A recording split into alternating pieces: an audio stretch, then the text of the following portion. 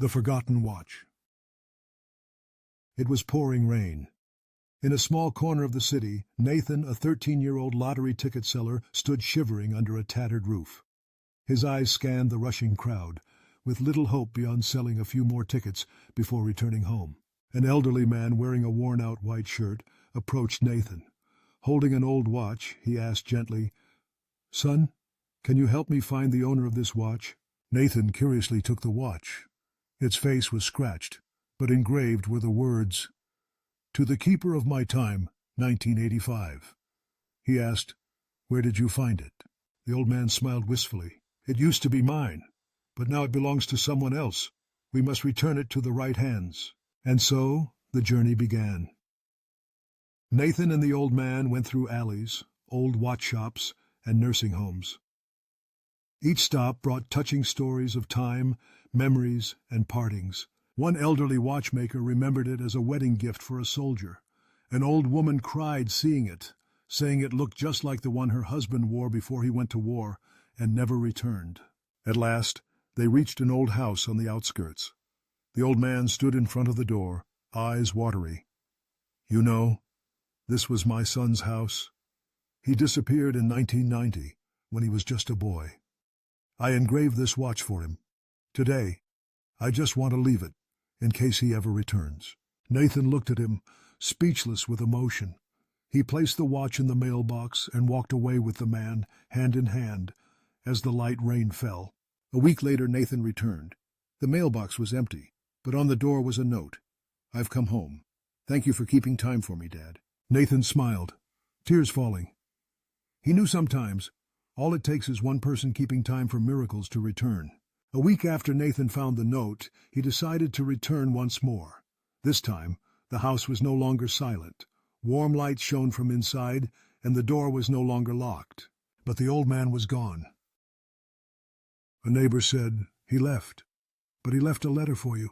Nathan opened the letter. The handwriting trembled, but every word held love. "Nathan, thank you for helping me recover a piece of memory I thought was long gone.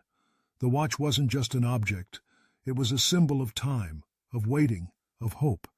If you're reading this, then I believe my son, or at least his memory, has come back. But I cannot wait any longer. I must go. May you always keep that kindness in your heart. Time may pass, but compassion endures." Nathan held the letter tightly, unable to speak. He decided to step inside the house. Inside, the house was dusty, but still held traces of life. On the table was an old photo album labeled "My Family 1984. Inside were pictures of the old man and a boy who looked uncannily like Nathan. In one picture, the old man held the boy wearing the same watch he had given Nathan. On the back of the photo was a message, "To the one who kept my time and kept my heart." Nathan began to wonder, could he be that boy? The one the old man had waited for all these years? Vague fragments of memory surfaced, a house, a warm voice, the familiar ticking of a watch. Nathan wasn't sure anymore what his past truly was. But he knew that from this moment on, he was no longer alone. He had found something greater than numbers and time. It was love, family, something time could never take away. And in that house, the ticking of the watch still echoed like it had never stopped.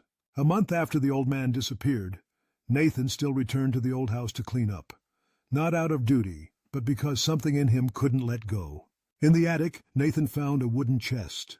Inside were dozens of unsent letters written to a lost son, each filled with longing and hope. One final letter read, "If you ever return, go to the old tree, the place where everything began." Nathan went to the small park at the edge of town, where an old tree stood, its wide canopy sheltering the past. Beneath it was a weathered stone bench and a tin box. Inside was a notebook recording moments. "Your first school day. You learned to ride. The day you disappeared." Nathan froze. Tears fell, not from sadness, but from the realization he was that child. But time could not rewind. The father was gone. What remained was love and memory. Nathan chose to preserve the old house, turning it into a shelter for orphans, a way to carry on what the old man had started. And every evening he sat beneath the old tree, listening to the breeze, like a father's voice still whispering, "My son." Some things time can never erase: love, memory, and forgiveness. Sometimes it only takes one return for everything to begin again. If this story touched your heart, don't forget to like, subscribe, and share to spread this heartfelt message to more people.